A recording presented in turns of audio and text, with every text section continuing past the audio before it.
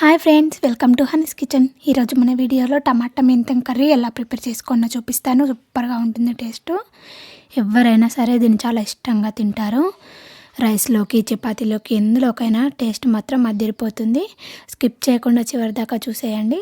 ఇప్పుడు దీనికోసం మెంతిని ఇలా ఆకులుగా తెంపుకొని ఫ్రెష్గా కడిగేసి పక్కన ఉంచుకోండి. ఇప్పుడు వేరే ప్యాన్ పెట్టుకొని అందులో ఒక 2-3 టేబుల్ స్పూన్ల దాకా ఆయిల్ని యాడ్ చేసుకొని ఆయిల్ హీట్ అయిన తర్వాత 1 టీ స్పూన్ జీలకర్ర, 1 టీ స్పూన్ ఆవాలు, ఒక 2-3 పచ్చిమిర్చి, సన్నగా కట్ చేసుకున్న ఆనియన్స్ వేసుకొని వీటిని బాగా మిక్స్ చేసుకోండి.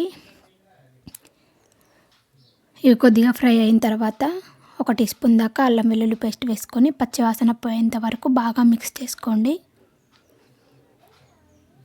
ఇలా ఫ్రై అయిన తర్వాత మనం ఫ్రెష్గా కడిగి పెట్టుకున్న మెంతిని అందులో వేసుకొని బాగా మిక్స్ చేసుకోండి. ఇలా మొత్తం అదంతా ఫ్రై అయ్యే వరకు కుక్ చేసుకోండి.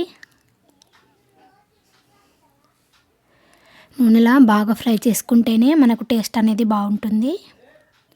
ఇలా నూనెలా ఫ్రై అయిపోయిన తర్వాత ఒక 2-3 టమాటాలు సన్నగా కట్ చేసి వేసుకోండి. ఇప్పుడు దీన్నంతా ఇలా బాగా మిక్స్ చేసుకోండి.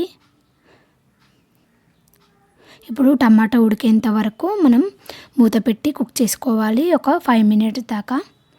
5 మినిట్స్ తర్వాత మూత తీసి 1 టీ స్పూన్ కారం, రుచికి సరిపడా సాల్ట్ వేసి వీటిని ఇలా బాగా మిక్స్ చేసుకోండి. ఇప్పుడు అందులోనే ఒక చిటికెడంతా పసుపుని కూడా యాడ్ చేసుకోండి. ఇప్పుడు అంతా బాగా మిక్స్ చేసుకొని ఒక 3 మినిట్స్ దాకా కుక్ చేసుకోండి. 3 మినిట్స్ తర్వాత మనకు కుక్ అయిపోతుంది కర్రీ.